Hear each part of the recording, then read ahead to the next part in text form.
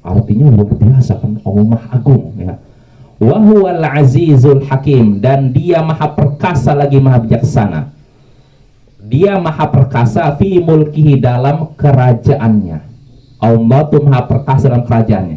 Maksudnya apa perkasa itu? Artinya tidak ada satupun makhluk yang bisa menghalangi kehendaknya. Kalau Allah menginginkan sesuatu, nih pun langsung jadi. Nggak ada satupun makhluk yang bisa menghalangi ya. Kalau misalkan Allah takdirkan fulan mati sekarang, jam segini, hari ini, bulan ini, apa ada yang bisa nolak? Nggak bisa, ya nggak bisa. Seandainya ada makhluk yang punya keistimewaan nolak mati, tentu itulah Nabi kita, ya nggak? Namun Nabi kita sendiri nggak bisa nolak. Allah itu maha perkasa dalam masalah kerajaannya. Artinya tidak ada satupun makhluk yang bisa menghalangi kehendak Allah. Dan dia juga Al-Hakim, maha bijaksana fi sun'ihi, dalam perbuatannya.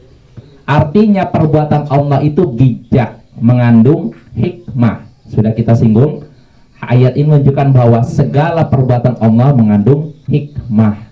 Allah ketika menakdirkan sesuatu, melakukan sesuatu, pasti ada sebabnya, ada tujuannya, dan ada hikmahnya. Inilah keyakinan Ahlus Sunnah wal Jamaah.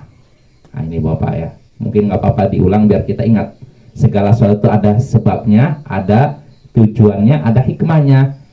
Karena kalau Allah melakukan sesuatu tanpa ada sebab, tanpa ada tujuan, tanpa ada hikmah, ini celaan bagi Allah. Iya. Ya seperti gini lah.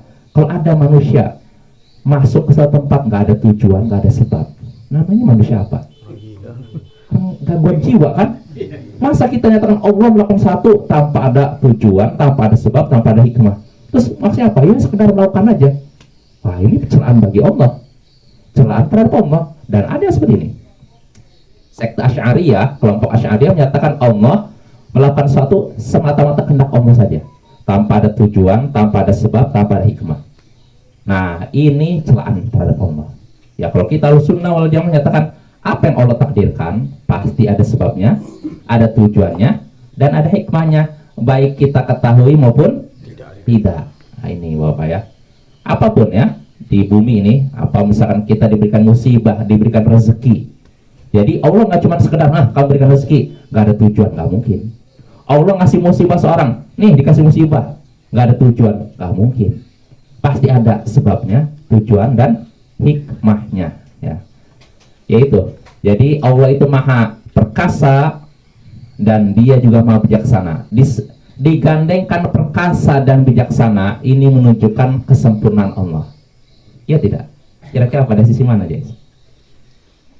Perkasa dan bijaksana. Ini kalau kita pernah belajar Al-Qaidul Mutlaq disebutkan. Kalau perkasa saja kadang bisa berbuat zalim. Betul.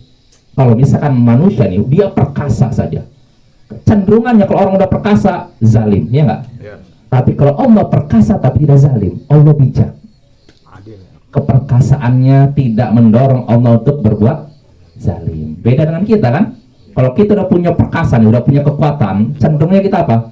Menindas orang lain. Kalau orang udah punya kekuasaan, cenderungnya wah, dia punya musuh, pengennya wah dihabisi. Ini dulu yang pernah ini saya nih, kalau saya habisi dia, masukkan ke penjara atau diapakan, ya kan gitu kan?